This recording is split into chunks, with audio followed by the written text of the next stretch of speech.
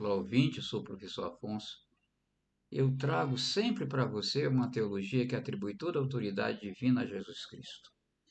E isso, eu tenho como, eu adoto esse formato de comunicação com você, de vídeo, porque o que eu tenho para falar é demais, é muita coisa. Desvendamento de toda a Bíblia. E aqui nós temos um assunto que vem sempre. Esse assunto ele aparece sempre. É exatamente a, a prova da existência de Deus, do messianismo de Jesus Cristo e da origem divina da Bíblia. Isso se faz com o livro do profeta, o livro do profeta Daniel sendo desvendado, juntamente com o Evangelho de Lucas. Então a gente vê esse quadro aqui, olha, esse de 2695 anos de Cristo até 2695 depois de Cristo, que isso não é uma data tão precisa, por isso deve ser no início do século XXI, do século 28, como diz Daniel em 12, 11, 12, deve acontecer deve acontecer a consumação do século, ou seja, estamos a 700 anos do fim. Então, nós temos nesse gráfico aqui Jesus no ano zero, e eu quero mostrar para vocês algumas coisas hoje muito importantes. A nossa série de vídeos é bem interessante. Deus está acabando com o cristianismo paulino. Eu fico muito na internet e eu produzo conteúdo de matemática e eu passo o dia inteiro. Então, o que acontece? Eu vejo, de vez em quando eu entro no YouTube e eu vejo as loucuras que estão chegando sobre o cristianismo. Deus está acabando com o cristianismo paulino. Tem uma pergunta que todos os teólogos fazem, os mais sérios fazem. Por que é que o islamismo cresce tanto na Europa e no resto do mundo e o cristianismo só se acaba? Eu vou te responder isso agora. Agora eu quero te dizer o que é islamismo e o que é cristianismo. Nas igrejas ninguém fala o que é o islamismo. O pessoal só fala de Estado Islâmico. Vamos lá. O que é o cristianismo? O cristianismo não é uma religião. Jesus é o Messias. Não é uma religião que começou ontem, como dizem pregadores, teólogos e escritores cristãos. Não, é muito antiga, milhões de anos. Esse ano 2695, isso aqui é um ano simbólico, mítico, como tudo é mítico. Até Moisés, 1400 anos de Cristo. O que é mítico? É um mito sagrado sumério dado à humanidade amada por Deus. O que pregadores, teólogos e escritores cristãos pensam? Que Deus só os ama e não ama mais ninguém. Eu vejo agora a exploração que está sendo feita, a queda de Paulo Júnior, e eu vejo que as pessoas dizem, olha, o Paulo Júnior falava tanta loucura contra todo mundo que está todo mundo com raiva dele.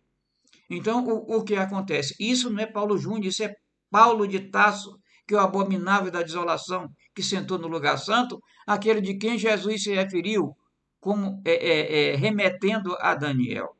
Então, esse cara não apareceu. Ué, mas Jesus falou e não apareceu. Esse cara não apareceu.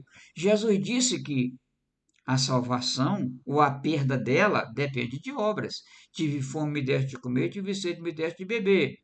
Tive sede, não me deste de comer, tive sede, não me deste de beber. Serão rejeitados quem não praticar as obras. Então é isso, mas as pessoas já abrem os seus discursos dizendo que o sacrifício de Cristo Jesus, que aliás é um personagem que só está nas cartas de Paulo e na parte adulterada do livro de Atos dos Apóstolos, que é de 15 36 em diante. Então o que acontece? Essa história, isso aí é uma piada inventada por Nero e seus assessores e sucessores. Os assessores deles eram sofistas, eram filósofos que Sócrates disse serem filósofos sem cabeça, eram pessoas extremamente difíceis de se achar, de se desatar o nó que eles davam. Então nós passamos por isso.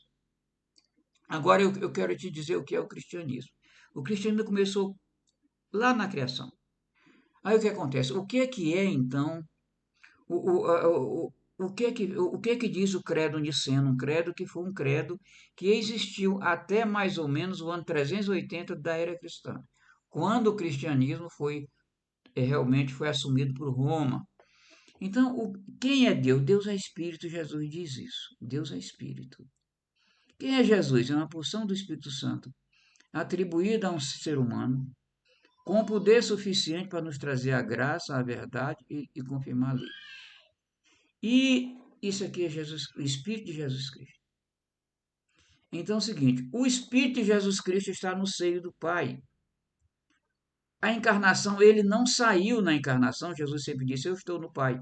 Ele não saiu do seio do Pai, ele continuou, só que com a atribuição de vir à Terra para a encarnação. É isso que diz o credo niceno, que Jesus é Deus de Deus, da substância de Deus, gerado, não criado. Gerado com esse propósito. Aí o que acontece? O que diz João? A lei foi dada por Moisés, a graça e a verdade vieram por Jesus Cristo. Quer dizer o quê? Ele veio trazer a graça e confirmar a lei. O que a abominável da desolação fez? Arrebentou com todo o Antigo Testamento, acabou com tudo, virou todos os conceitos de ponta cabeça. E agora você não consegue ler a Bíblia. Por quê? Porque simplesmente é tudo invertido. É tudo invertido. Ele trata o Monte Sinai, por conta da lei e tudo que se refere à lei, como a coisa mais absurda que tem no mundo, que os anjos assistiram ao momento em que Deus deu a lei, por isso a lei não tem importância. Então, aquelas pessoas, aqueles seres que comunicam entre os seres humanos e Deus, aquele elo é destruído pelo abominável da desolação. Então, o que acontece? Nós precisamos dessa proteção. O ser humano precisa dessa proteção. O ser humano precisa olhar para si mesmo e dizer: Senhor, eu estou na tua lei. Não terás outro Deus diante de mim, não farás para ti nenhum ídolo. Não tomarás em vão o santo nome do Senhor. Lembre-te do dia do sábado para santificá-lo. Honra teu pai e tua mãe. Não matarás, não adulterarás, não furtarás, não darás, não mentirás, não cobiçarás. Isso aí você vai se colocar diante de Deus dizendo, Senhor, eu estou fazendo de tudo para andar na tua lei até aqui. E ele vai sorrir para você. O que a abominável da desolação disse? Não, a lei é maldita. Não tente, porque se você tentar, você está frito. Você está no sal. É o que Paulo diz. Então não vá por aí. A igreja, Deus está acabando com o cristianismo paulino e a igreja precisa acabar ou mudar. Então veja bem, eu quero dizer isso para você o seguinte: eu quero trazer um tema bem legal. Primeiro, o que é o cristianismo? Então é isso. O Espírito de Jesus Cristo é uma porção do Espírito Santo atribuída a um ser humano com poder suficiente para nos trazer a graça, a verdade e confirmar a lei. Quando Jesus foi morto, está dito no Evangelho que ele entregou o seu Espírito de volta ao Pai. Uma atribuição que cessou. Ele disse: está consumado, entregou ao Pai. Pedro registra que ele foi ao seio de Abraão levar a sua voz às almas ou espírito dos seres humanos que tinham morrido diante de Deus, na presença de Deus, desde Adão. Ainda pesava sobre ele a culpa, o pecado, era preciso expiar tudo aquilo conforme está escrito em, no profeta Daniel, no capítulo 9, naquilo que se chama de 70 semanas de Daniel. Então, Jesus veio inaugurar, ele veio instalar a justiça eterna. O que foi a justiça eterna? Conforme Pedro disse, ele foi pregar para os espíritos mortos. E ao chegar lá, ele simplesmente pregou, os convidou para ir para o céu. E ele levou para o céu, levou. Onde é que está escrito? Apocalipse 5, 11, 12. Aqueles anjos que estão lá são anjos resultantes de seres humanos. Aqueles anjos são resultantes de seres humanos. 5, 11, 12. Então olhei e vi milhões de milhões. E o que diz Augusto Nicodemo? É só uma meia dúzia para a glória de Deus, vai todo mundo para o inferno. É isso que Paulo ensina e Augusto Nicodemos e todos os outros pregadores replicam essa loucura. São milhões de milhões, esse é o teu destino.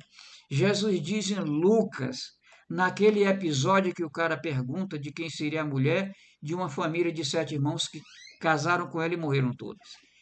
Jesus disse que viverão como anjos, aqueles que forem dignos de tomar parte do mundo vindouro.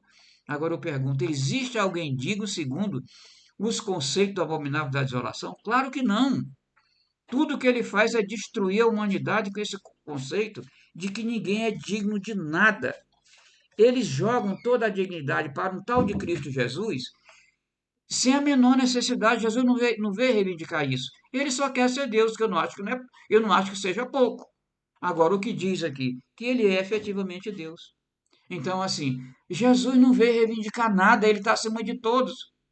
Agora, o que Paulo veio fazer foi uma fantasia em torno de um tal de Cristo Jesus misturado com Jesus Cristo, puxando o saco de Jesus, arrebentando com Deus e com a lei dele. Como é que alguém arrebenta com a lei de Deus? Para você ter uma ideia, no tempo que o cristianismo surgiu, havia um filósofo chamado Sêneca, que foi inclusive um tutor de Nero, um homem em quem que realmente substituiu Sêneca, como grande pensador romano, o Epiteto. Marco Aurélio, que foi um imperador que também foi um filósofo. Plínio, Plutarco, esses homens todos. Eu vi outro dia um comentário cristão dizendo: olha, essas pessoas, esses pensadores dessa época, eles tinham a dignidade de se tornar um servo de Jesus Cristo. Agora, só Paulo xinga a lei de Deus. Você acompanha isso? Mas eu vou te dar uma dica. É preciso que Deus intervenha no teu pensamento. Tu sabe por quê? Porque você depende muito de Deus. E Paulo já ensinou você a arrebentar com Deus e com a sua lei. Ele ensinou. Eu peço que você se arrependa, se coloque diante de Deus, se concilie com Deus. Para de brigar com Deus, para de xingar Deus, dizer que a força do pecado é a lei, dizer que se a lei não teria pecado, que você morreu, foi sepultado, ressuscitou com Cristo Jesus para nunca mais pecar. Isso é mentira. Você sabe que isso é mentira. Você vê que está se abatendo sobre esses pastores aí, todas essas denúncias, que não começou agora. O ser humano é pecador. Uma outra coisa, pregam que o ser humano era perfeito lá no Éden. Não! Se Deus tivesse feito o ser humano para não pecar, ele não teria pecado. Por que eles têm uma conclusão tão absurda? Porque se baseia no abominável da desolação, que inverte tudo. Então, o que acontece? Deus tivesse feito um ser humano perfeito, teria feito pequenos deuses. Isso não é verdade? Então pensa assim, te coloca diante de Deus em dignidade, porque Jesus nunca fez cobranças absurdas como faz o abominável da desolação. Agora, então é o seguinte, qual é o nosso destino? O nosso destino é Apocalipse 5, 11, 12. Olha aqui, o Apocalipse tem metade dele adulterado. Entre 8, 2 e 19, 3 é tudo adulteração. O livro de Atos dos Apóstolos, a partir de 15, 36 até o final, é tudo adulteração para empoderar o apóstolo. Todas as cartas de Paulo, inclusive aos Hebreus, é tudo adulteração para destruir a lei de Deus. Então é isso. Agora eu te pergunto, por que o cristianismo é tão antipático e o islamismo não é? Porque o islamismo se revoltou contra Roma quando tiraram o credo niceno de circulação, que dizia que Jesus é Deus de Deus, da substância de Deus, gerado não criado. Deus de Deus, Deus de luz. O que os árabes fizeram? Levaram esse conceito de Jesus, que Jesus é a palavra de Deus e é o Espírito de Deus. Jesus é o Espírito de Deus e Jesus é a palavra de Deus. É por isso que ele cresce tanto, é por isso que ele cresce tanto. E a loucura que há por lá? Tem loucura, sim. Quando fizeram a religião para se proteger do Império Romano e fazer com que a religião crescesse, eles adotaram leis terríveis de retaliação contra quem impedisse o crescimento da religião. Mas o cerne, o miolo da religião, que os levou no ano 700 da era cristã, está aqui.